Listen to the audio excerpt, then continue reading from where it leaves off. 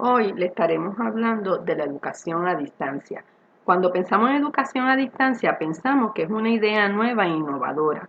Sin embargo, cuando conocemos la historia de la educación a distancia, nos damos cuenta que existen tres generaciones. La primera generación, la enseñanza por correspondencia, apoyándose en la imprenta o servicio postal. Un ejemplo de esta primera generación fueron las clases de muchos de nuestros abuelos o bisabuelos que eran a través de módulos que llegaban por correo como estudios independientes. Al finalizar la tarea, ellos la enviaban sus ejercicios de evaluación por correo y recibían a través del mismo la respuesta de su tutor si había pasado el módulo o si había fracasado el módulo y lo tenía que repetir.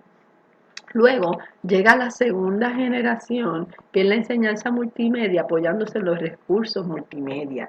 Y aquí un ejemplo puede ser, muchos de nosotros aprendimos inglés a través de audiocassettes. Las clases presenciales también apoyaron, ¿verdad?, este recurso multimedia y utilizaban diapositivas en los diseños de sus clases. Esta es la era del videocassette. Por último, vemos la tercera generación, enseñanza de telemática, apoyándose en la enseñanza asistida por un ordenador, ¿verdad? Y es la integración de la telecomunicación con medios educativos mediante la informática. Ha evolucionado tanto que ya conocemos, ¿verdad?, el e-learning o campo virtual. Y la educación a distancia se ha convertido en un desafío académico, social y cultural, llegó para quedarse. Dentro de la metodología necesitamos cambiar el paradigma. ¿Cómo vamos a transmitir el conocimiento docente virtual y cómo va a ser esa evaluación que no sea más que un mero examen? Esta evaluación, ¿verdad? Podemos utilizar muchas de los multimedios, ¿verdad?, para evaluar nuestro estudiante online.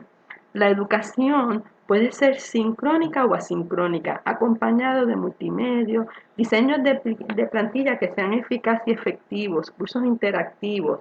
El docente virtual debe ser enfocado a ser un motivador y potenciar el aprendizaje independiente y autónomo de los estudiantes por medio de la comunicación, ¿verdad? Para lograr esto, debemos de conocer que existen unos estándares de este docente virtual y se requiere, ¿verdad?, que sea aprendiz.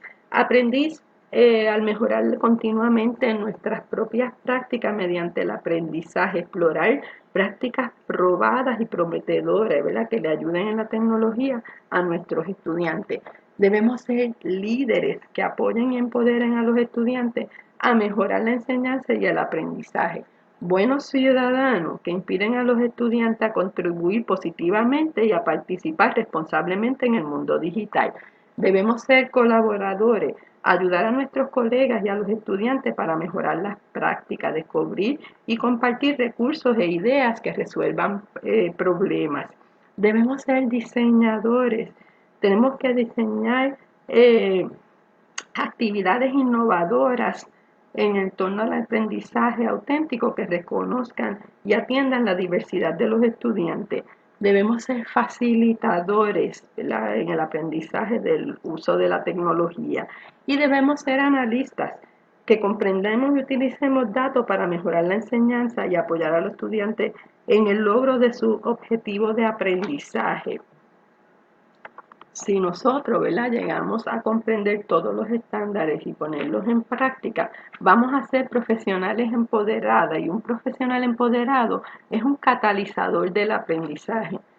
Nosotros debemos ayudar a nuestros estudiantes online a desarrollar las siguientes competencias: autonomía y disciplina, que este estudiante desarrolle un alto nivel de autonomía, que aunque él no tenga el tutor virtual regulándole su tiempo y fiscalizando sus actividades, él pueda decidir en qué momento estudiar, cuántas horas dedicarle a los estudios y cómo prepararse para la evaluación de la clase virtual.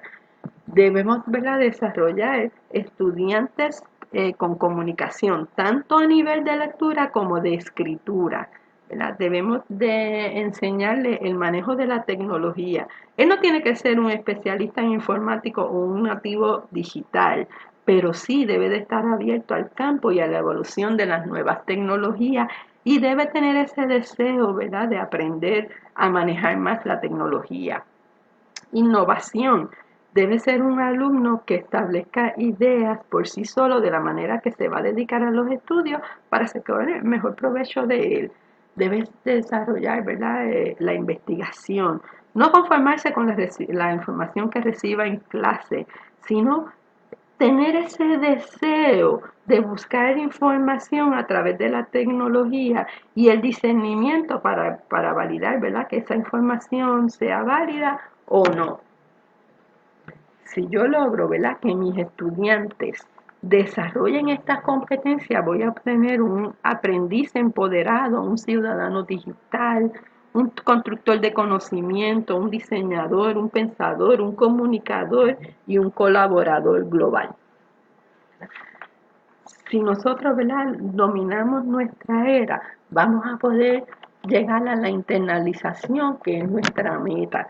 Y para lograr llegar a la internalización, nosotros, ¿verdad?, los educadores necesitamos tener una mentalidad global, que generemos el deseo de aprender más y que fomentemos la autonomía y la responsabilidad independiente del estudiante, que podamos ser sensibles y comprendamos la cultura de nuestros estudiantes, sus valores, su manera de sentir, pensar, actuar, que a través de la comunicación fomentemos el pensamiento crítico y la solución de problemas para lograr crear nuevos escenarios.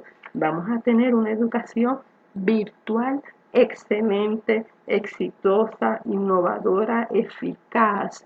Por lo tanto, vamos a lograr, ¿verdad?, la internalización de nuestras clases virtuales. Buenas tardes.